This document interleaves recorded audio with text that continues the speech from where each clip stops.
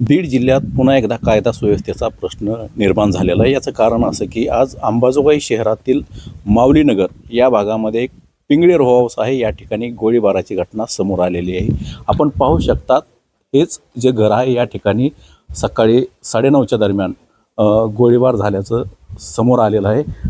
जर आपण या ठिकाणी जर माहिती घेतली तर या ठिकाणी सकाळी जे गोळीबार झाला यावेळेस या ठिकाणी जो मुलगा आहे, जो की ज्याला लागता ती गोळी दुसरीकडे लागली।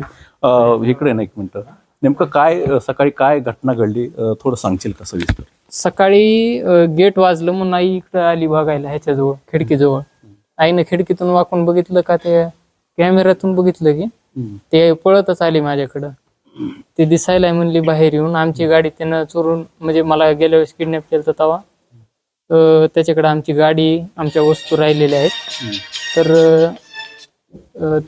मग ती आमचीच गाडी घेऊन इथं दारात आला, त्या साईडनं आला, इथं गाडी लावली। थोड्या वेळ कोण आहे तो, त्याचं नाव वगैरे? गणेश चव्हाण त्याचं नाव, गणेश पंडित चव्हाण त्याचं नाव। राहणार कुठला आहे? राहणार गोविंदनगर। गोविंदनगर म्हणजे अंबाजोगाई की कुठे? गोविंदनगर लातूर साईडला आहे गोविंदनगर। मग त्यानं आला, इथून मध्ये आला, आधी माणसं जाऊ दिले त्याने इथले आमचे ओळखी जवळपासचे।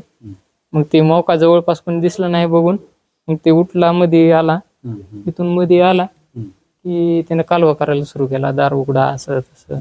काय धमकी वगैरे काय दिली का? धमकी दिली, दार उघडा असं तसं। मग दार काय उघडलं नाही, मी खिडकीचा पडदा पुढे करावं म्हणलं, खिडकी पुढे केली, आधी पडदा पुढे केला। मग जसाच महागी सरकलो तसंच त्यानं फायर केलं, पण ते फायर जे फायर केलेला राऊंड होता ती मिस फायर झाला। मग थोडक्यात जीव वाचवला गेला। मिस फायर झाला म्हणजे थोडं मी बाजूला झालो लवकर। काय नेमकं काय सांगशील, नेमकं कशामुळे ही घटना त्यांनी केली, काय त्याचं कारण असणार आहे? कारण म्हणजे असं पैशासाठी, प्रॉपर्टीसाठी, मर्डरच्या आधी बी धमक्या दिल्या होत्या त्यानं आम्हाला, तुला मारतो, बहिणीला, आईला मारून टाकतो, नाही तर स्वतः विष पेतो, तुमची नावं टाकतो, काही बी सांगून, असे म्हणजे खोट्या नाट्या त्यानं तक्रारी दिल्या, म्हणजे असं बोलला ते फोनवर। आणि त्याचे सतत मेसेजचे धमके वगैरे आलेले बी आहेत।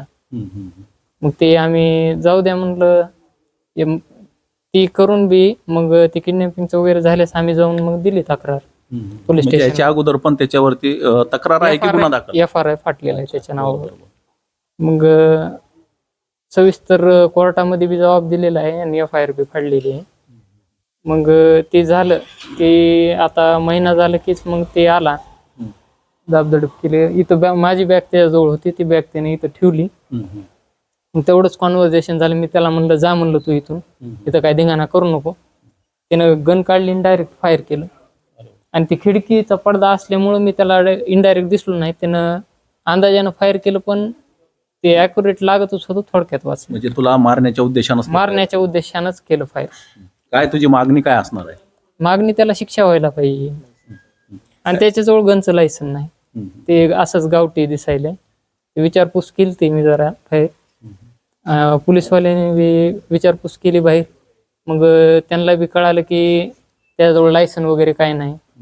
मग सध्या पोलीस बी गेलेत त्याला पकडायला, फरार आहे। गुन्हा दाखल झालाय त्याच्यावर? हा, गुन्हा दाखल झालाय त्याच्यावर। एकंदरीत हा जो सगळा घटनाक्रम होता तो याच मुलाच्या समोर घडलेला आहे, आणि हेच जे कुटुंब आहे ते या ठिकाणी राहण्यासाठी आहे।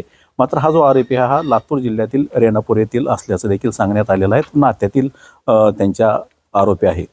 रोहिदास हातागळे, मुंबई तक, अंबाजोगाई, बीड।